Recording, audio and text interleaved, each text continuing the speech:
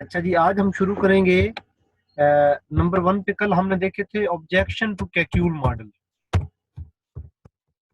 Objection to Kekule model, जो Kekule ने model दिया था उसमें ऑब्जेक्शन क्या थे? कैक्यूल मॉडल में जो ऑब्जेक्शन थे, सबसे पहले तो ये है कि कैक्यूल ने ये कहा था कि कार्बन में जो बेंजीन है उसमें बेंजीन के अंदर कार्बन सिंगल बॉन्ड कार्बन जो है वो 3 होते हैं। कैक्यूल ने ये कहा था 3 कार्बन सिंगल बॉन्ड कार्बन होते हैं और 3 कार्बन डबल बॉन्ड कार्बन होते हैं। कार्बन डबल बॉन्ड कार्बन होते हैं, 3 ये होते हैं। अगर 3 बॉन्ड सिंगल होंगे तो उनमें बॉन्ड लेंथ जो है वो 1.54 एंगस्ट्रॉम होगी, और अगर 3 बॉन्ड डबल है तो उसमें बॉन्ड लेंथ जो है 3 बॉन्ड की लेंथ ये होनी चाहिए थी 1.34 एंगस्ट्रॉम। लेकिन कंट्राडिक्टरी टू दिस, जो बॉन्ड लेंथ होती है बेंजीन में वो कितनी होती है? कार्बन कार्बन बॉन्ड लेंथ कितनी होती है? 1.39 एंगस्ट्रॉम। 1.39 एंगस्ट्रॉम। पहला ऑब्जेक्शन तो कैक्यूल स्ट्रक्चर पे ये है कि जो 1.39 एंगस्ट्रॉम है, इस बॉन्ड लेंथ का पता कहाँ से चला? इस बॉन्ड लेंथ का पता चलता है X ray structure of benzene से। तो पहला ऑब्जेक्शन तो कैक्यूल मॉडल में ये हो गया कि उसमें 3 बॉन्ड की लेंथ ये होनी चाहिए थी, 3 की ये होनी चाहिए थी, लेकिन बेंजीन में तमाम बॉन्ड की लेंथ जो है वो 1.39 एंगस्ट्रॉम है, जो कि 1.54 से कम है और 1.34 से ज्यादा है। इसका मतलब है बेंजीन में कार्बन और कार्बन के दरमियान हर बॉन्ड जो है वो डबल बॉन्ड से कम है और सिंगल बॉन्ड से ज्यादा है। देखिए ये ऐसे ही शो हो रहा है ना। कैक्यूल के मॉडल पे जो दूसरा ऑब्जेक्शन है वो ये है कि जिन चीजों में डबल बॉन्ड ज्यादा हों वो वो एडिशन रिएक्शन आसानी से देती हैं। बेंजीन में अगर 3 डबल बॉन्ड होते, बेंजीन को एडिशन रिएक्शन आसानी से देने चाहिए थे, यानी benzene should have given addition reaction readily.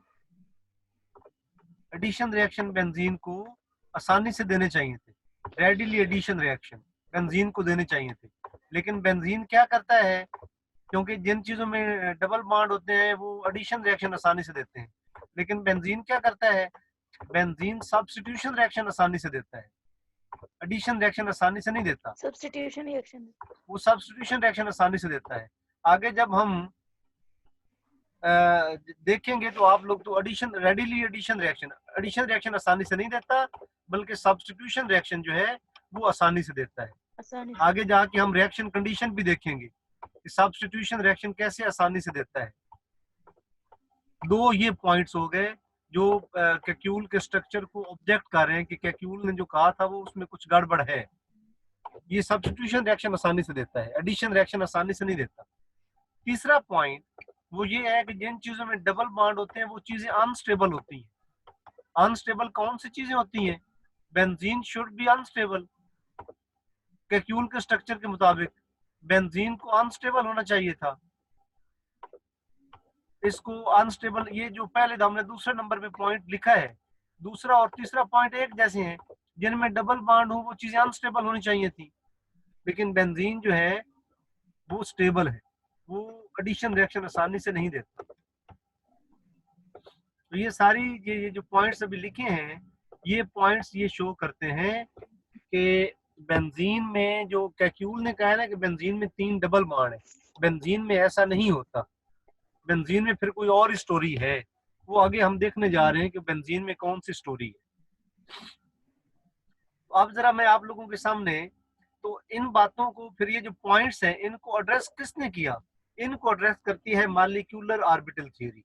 याद रखें, मॉलिक्यूलर ऑर्बिटल थ्योरी जो है वो इसको एड्रेस करती है, इन चीजों को। इन सारी बातों के जवाब मॉलिक्यूलर ऑर्बिटल थ्योरी ने दिए। मॉलिक्यूलर ऑर्बिटल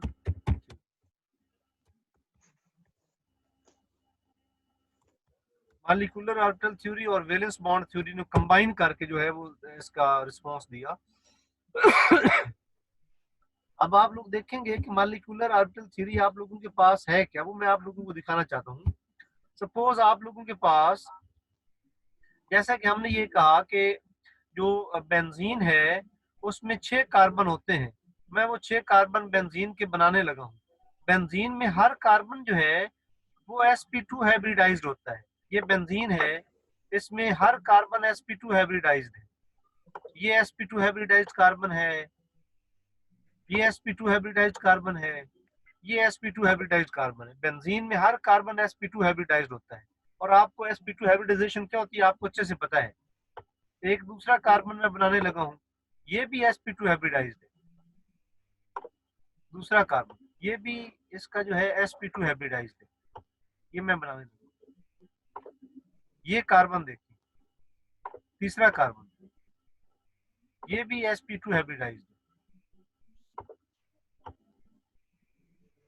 जैसे पंखे के 3 पर होते हैं ना, विंग्स होते हैं, बिल्कुल इसी तरह इसका स्ट्रक्चर होता है।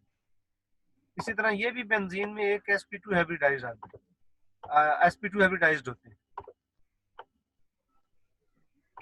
इसी तरह यहाँ पे फिर sp2 हाइब्रिडाइज्ड आते हैं। यहाँ पे फिर sp2 हाइब्रिडाइज्ड आते हैं।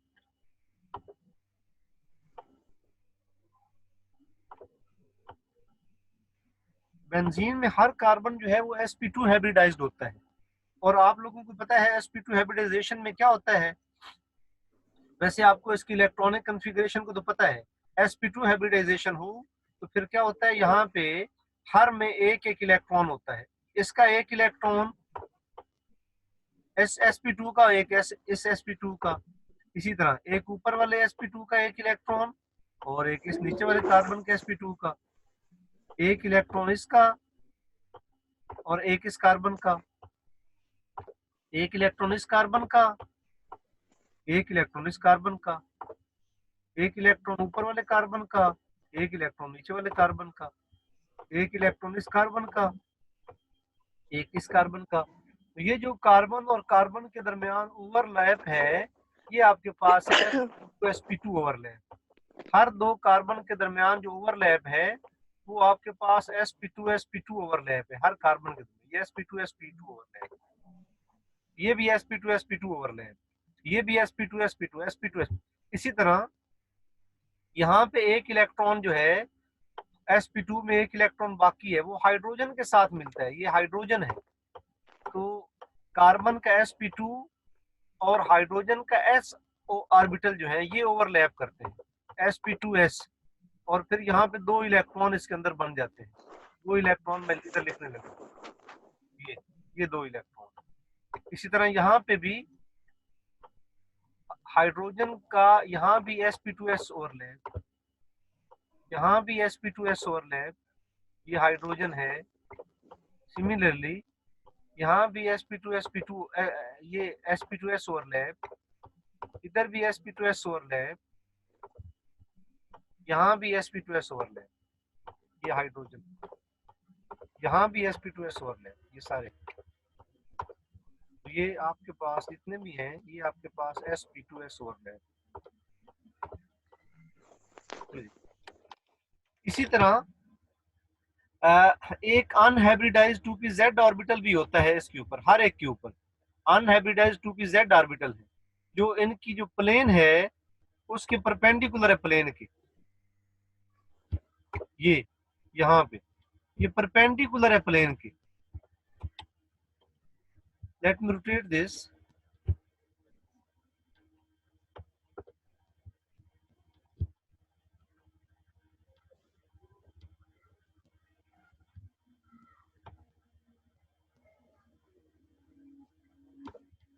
ये इस प्लेन के परपेंडिकुलर है।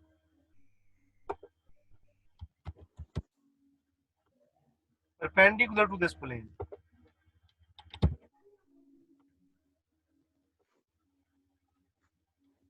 Perpendicular you better know perpendicular का मतलब 90 के एंगल पे इसके ऊपर है।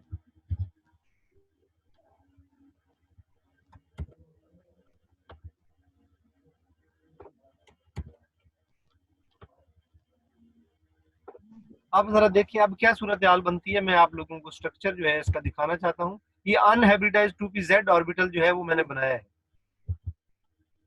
तो ये आप लोग देख रहे हैं यहाँ पे, ये आपके सामने जो एक स्ट्रक्चर मैं आप लोगों के सामने शो कर रहा हूँ, ये वाला स्ट्रक्चर, लेट मी, ये वाला देखिए, ये सूरत हाल बन जाती है। अब देखें, इस कार्बन के ऊपर एक अनहाइब्रिडाइज्ड ऑर्बिटल ये है, एक अनहाइब्रिडाइज्ड ऑर्बिटल ये है, एक अनहाइब्रिडाइज्ड ये है, एक ये है, एक ये है। अब मुझे ये बताएं, अनहाइब्रिडाइज्ड ऑर्बिटल में आपस में मिलकर क्या करते हैं?